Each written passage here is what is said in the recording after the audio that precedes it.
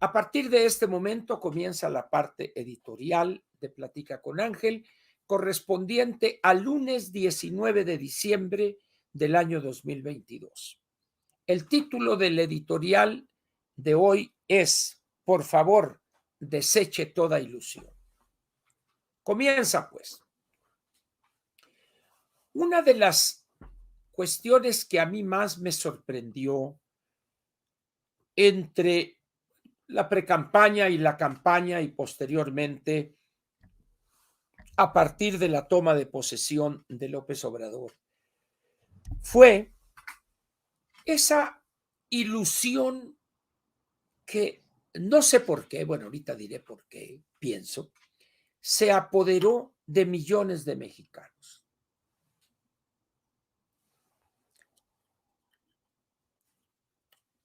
López Obrador durante su campaña fue pródigo en exageraciones y mentiras, promesas a todas luces incumplibles, que me llevó a mí desde la etapa de la precampaña a afirmar que no le iba a alcanzar el dinero a esta persona.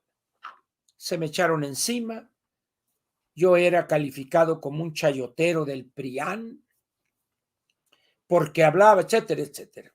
El tiempo me ha dado la razón, a mí también y a otros opinantes, particularmente alguien a que yo aprecio muchísimo y lo sigo y lo respeto, no solo personalmente, sino profesionalmente, a Macario Esquetino.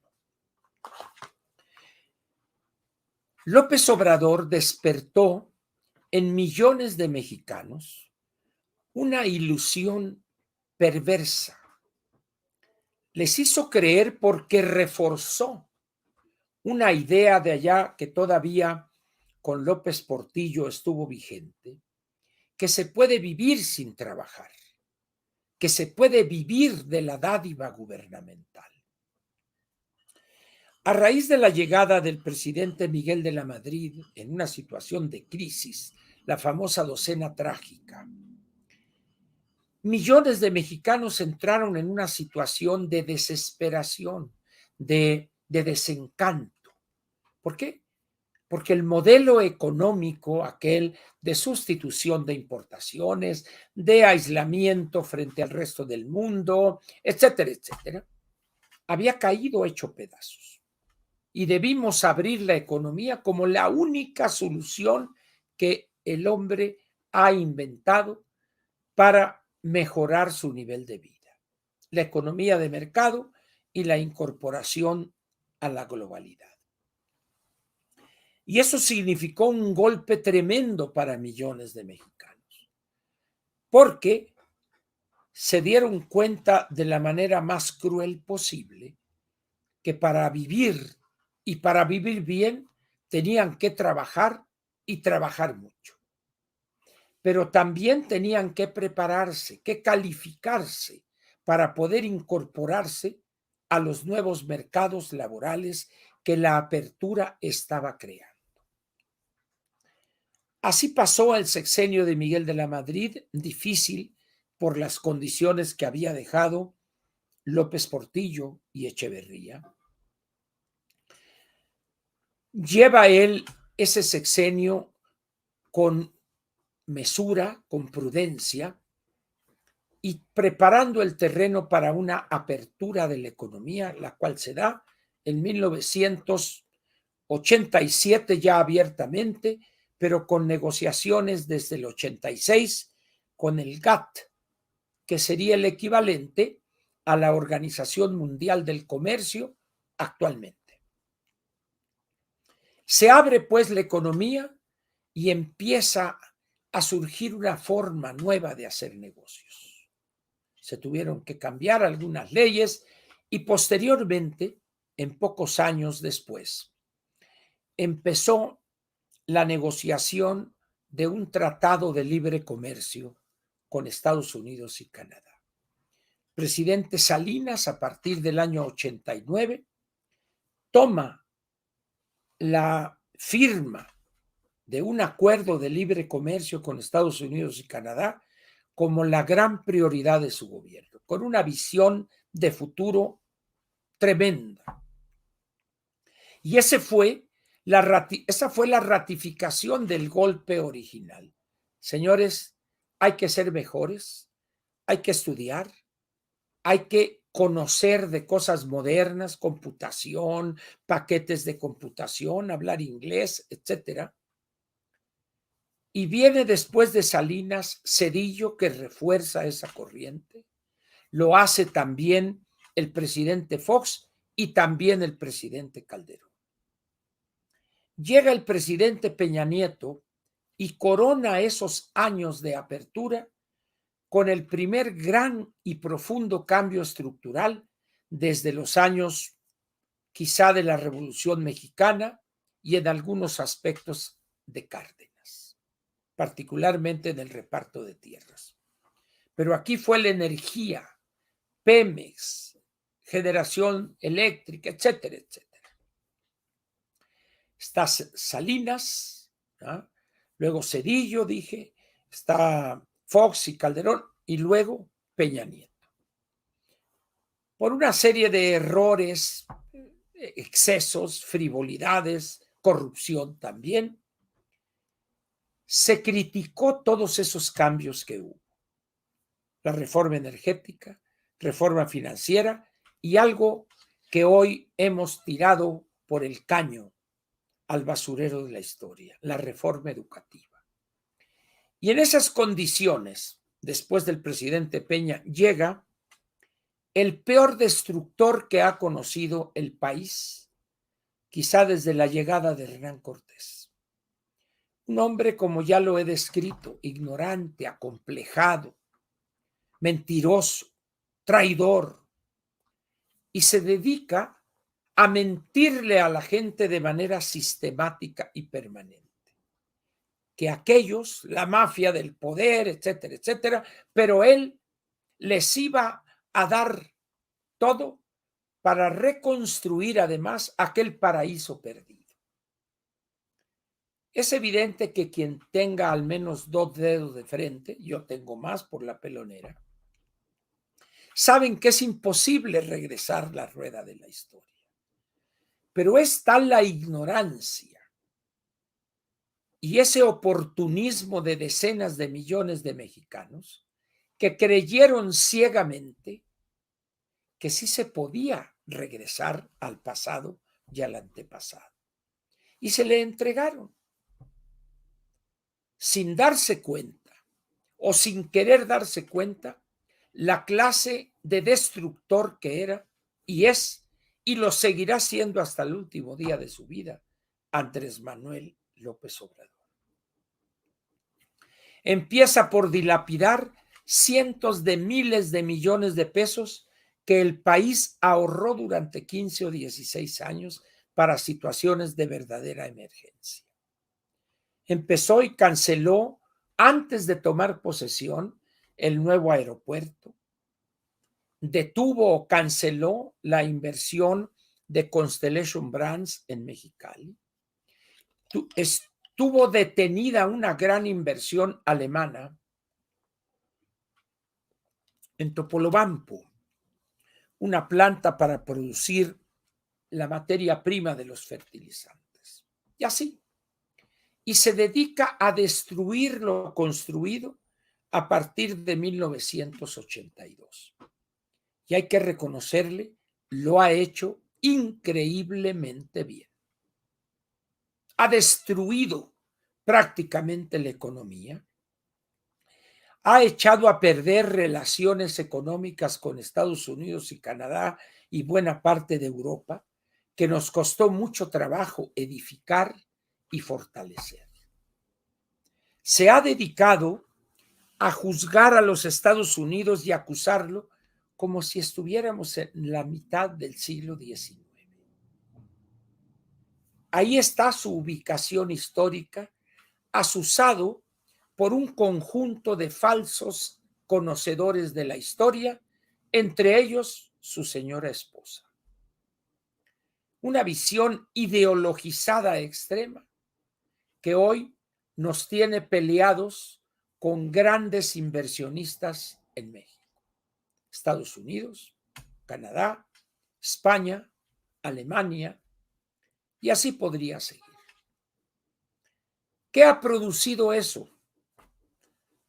Más atraso en decenas de millones de mexicanos en materia educativa, la entrega del aparato público en educación a los bandoleros de la CENTE, la CETEG y buena parte del Sindicato de Trabajadores de la Educación. Mantiene una posición de complicidad abierta y otorgado la impunidad total a grupos criminales. Es raro el día en que no hay descuartizados en algunas ciudades del país, masacres, matanzas. Y eso lo que ha generado es caída en la confianza del inversionista. Una de las cosas o de los hallazgos más importantes en esta rama de la economía, que es la teoría del desarrollo, es determinar cuáles son las causales fundamentales del crecimiento económico. Y de manera importantísima, dentro de esas causales está el respeto de la ley, la vigencia plena de un Estado de derecho y la cultura de la legalidad, que esencialmente sería hacer que la ley sea respetada por todos sin distingo alguno. Porque estos tres elementos contribuyen a generar confianza en los inversionistas. Eso los impulsa a tomar riesgos en un país, a invertir su patrimonio, sus créditos, sus recursos, etc. Aquí y ahora, con López Obrador, es el camino contrario. Aquí se desprecia al inversionista, se rechaza al inversionista extranjero y los que ya están se hace hasta lo imposible porque se vayan. Todo eso configura hoy una tragedia en este sufrido país. Sin embargo, hay millones de mexicanos por encima de sus diferencias de nivel educativo, cultural, nivel económico, que babean ante López y sus planteamientos. Eso es lo más peligroso.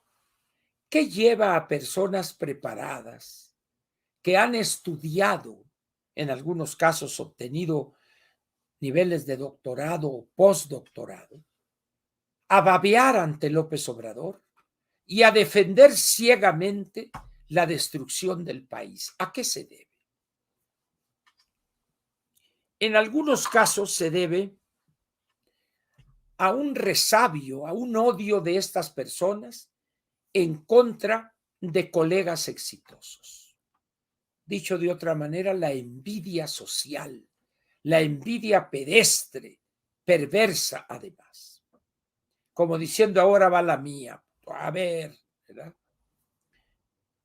También oportunistas que quieren congraciarse con el nuevo poderoso y su visión para obtener beneficios diversos.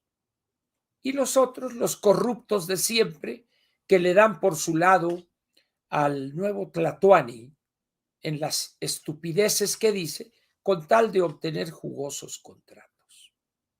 Y por allá, la masa amorfa, hambrienta, miserable en buena parte, está con la mano extendida para recibir dádivas que les ha dicho el mentiroso número uno de este país, que con eso van a vivir mejor, ¿no? Van a paliar quizá el hambre un tiempo corto, pero 2, 3, 5, 6 años después, su situación no habrá cambiado. ¿Por qué? Porque el otorgarle dádivas a una persona sin llevarlo a comprender la necesidad de prepararse para ser independiente, esas dádivas no funcionan. Y la otra cosa es que si la economía no crece, esas dádivas se hacen inviables, imposibles. Y entonces es cuando truena, viene la crisis y a empezar de nuevo. Otra vuelta del velocímetro. Con las políticas públicas implantadas a partir del 82 al 2018, habíamos empezado a dejar esa maldición de tener que empezar de cero otra vez. Con López Obrador hemos regresado a ese círculo perverso que nos detuvo en la modernización, en el crecimiento, en la formación de capital humano de primera. Esa es la situación que tenemos ahorita. Y la pregunta surge, ¿por qué las personas que han sido golpeadas económicamente reciben un ingreso menor, han perdido el empleo, han despedido a algunos miembros de la familia de lugares donde trabajaban, donde prestaban sus servicios? ¿Por qué siguen apoyando a López Obrador? ¿Por qué lo siguen defendiendo por encima de toda racionalidad? ¿A qué se debe eso? ¿Será que es exclusivamente a la corrupción que le han inculcado a los ciudadanos desde los años fines de los 30 con Lázaro Cárdenas y de ahí para el Real? ¿Será eso nada más o hay algo más?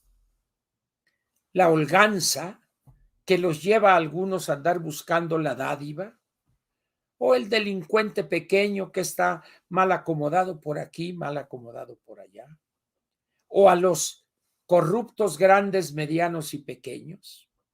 No lo sé, pero es evidente que algo profundo hay en la sociedad mexicana.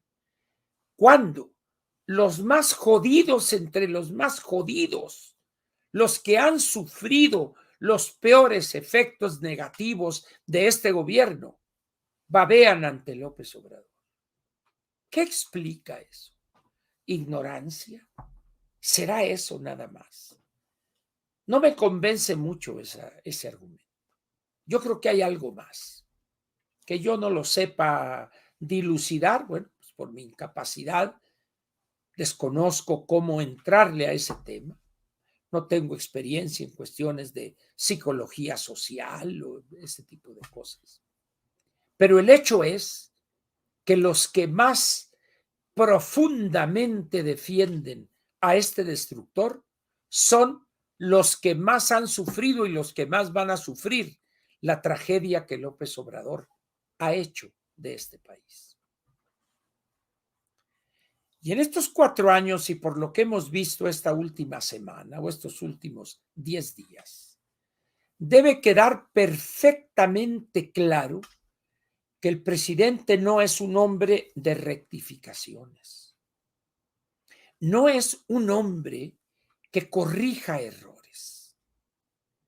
No es un gobernante que entienda que hay que corregir sobre la marcha lo que se planteó mal y ejecutó peor. No. Él tiene una idea preconcebida, no admite opiniones diversas, deje usted contrarias, diversas a la suya, y ahí está el desastre. Tiene un grupo de incondicionales a los cuales está promoviendo, pensando en que va a ganar ese seleccionado por él la elección del 24 en la presidencial. Yo tengo la impresión de que están haciendo cuentas alegres. No estoy diciendo que van a perder de manera automática. Sin embargo, tampoco podría decir que van a ganar de manera automática. La situación en el mundo es compleja, como lo hemos visto en este espacio, y se va a poner peor. Vean lo que está pasando hoy en China. Esa es una tragedia en un país de 1.450 millones de habitantes, que por la locura de un neoemperador Xi Jinping, cuando sus 2 vacunas no sirven para un carajo, la CanSino y la Sinovac, pero no quiere dar su brazo a torcer porque perdería imagen dentro de los grupos que dentro del Partido Comunista quieren sacarlo. Ahí están los resultados. Cómo la República Popular China iba a adquirir decenas o centenas de millones de vacunas a esos grupos farmacéuticos de Estados Unidos, Canadá, Francia, Alemania, etcétera. No, ellos pueden. Pues ahí está el poder. Una tragedia. Y eso va a contribuir a una complejidad económica el año 2023 más profunda y grave que la que estamos padeciendo. ¿Saldrá México bien librado de ese mar difícil de navegar con este gobernante y sus funcionarios? No solo no va a salir, sino que va a caer todavía más profundo. ¿Cómo se traduce eso? En algo muy sencillo. El gobierno y las finanzas públicas que van a recibir el nuevo gobernante y sus funcionarios va a ser de extrema gravedad. Compromisos presupuestales imposibles de enfrentar y resolver. Proyectos que son una locura, un barril sin fondo en materia de recursos públicos. Dos Bocas, Tren Maya y esta locura del aeropuerto en Santa Lucía. Agreguémosle a eso una infraestructura descuidada prácticamente todo el sexenio. Una nula construcción de nuevas carreteras, de aeropuertos, de mejoría de puertos, etcétera, etcétera. Es decir, para decirlo suavemente,